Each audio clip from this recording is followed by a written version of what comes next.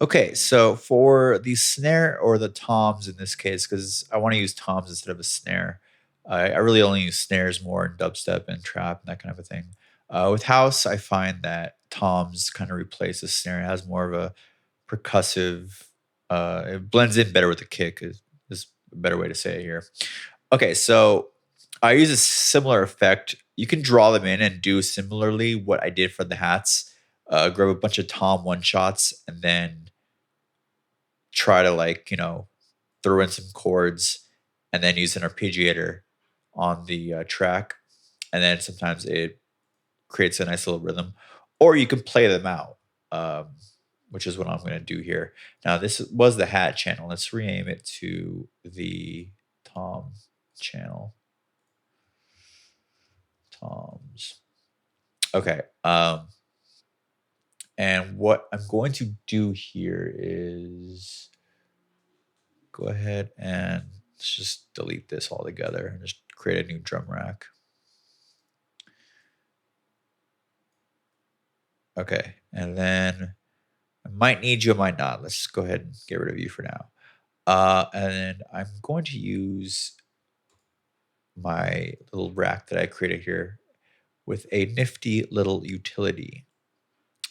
And that is this little guy, Mini Quantize. So basically what this thing does is it allows you to play on your controller or keyboard perfectly in time that you can adjust right here. You can have 16th notes, 8th notes, quarter notes, whatever. You can even adjust if you want it work in triplet or not. And so you can play whatever you want, and this thing adjusts the input of the MIDI signal to scoot it in time for you. So you sound like you're, a pro every time you play. Even though you're not a pro, when you're trying to come up with an idea, it's just a lot more fun, in my opinion, to be able to play it on your keyboard, even if you're not, the best piano player or best finger drummer if you're doing drums. It just gives you quick, perfect results so you can hear how your idea will sound in context with the rest of the track every time, rather than worrying about playing it perfectly in time with your track here. And I'll show you what I mean. Okay, so you have it turned on. Let's go ahead and grab some toms.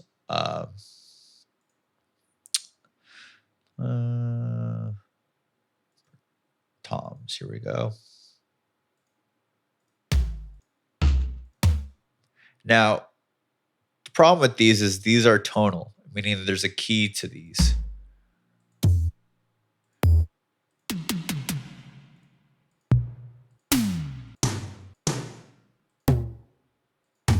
And these are more for every track. They work in any track really.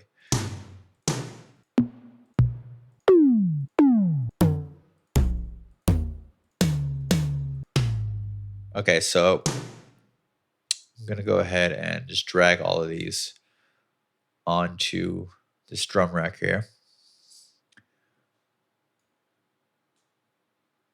And then it's on C1. Okay, so we are ready to go. Arm my track.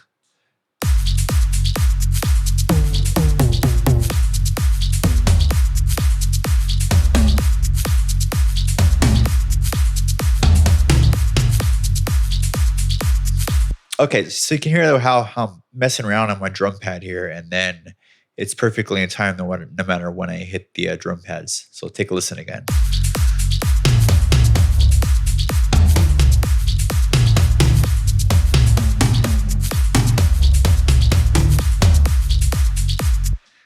Okay, so I want to make it so I can do a little quicker variance here.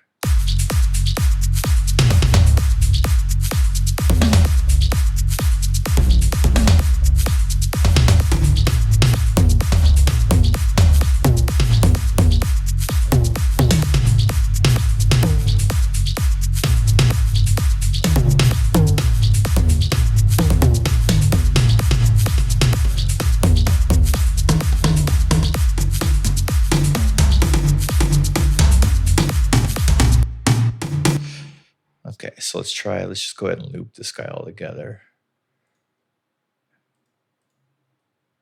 I don't capture that.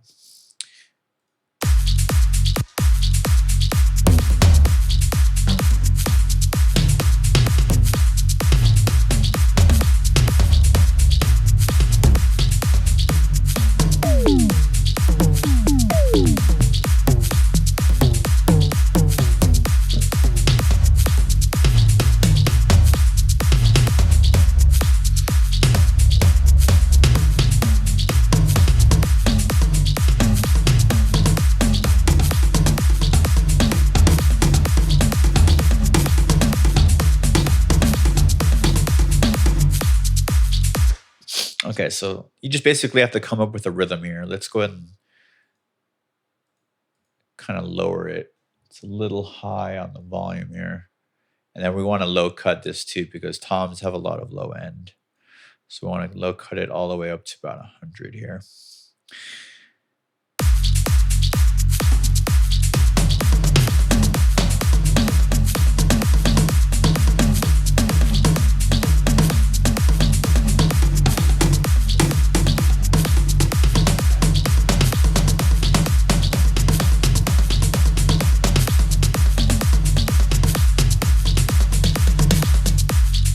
So it sounds kind of tribal, which is kind of cool, but I don't want to make it overly tribal. So we're going to keep this super subtle in the background.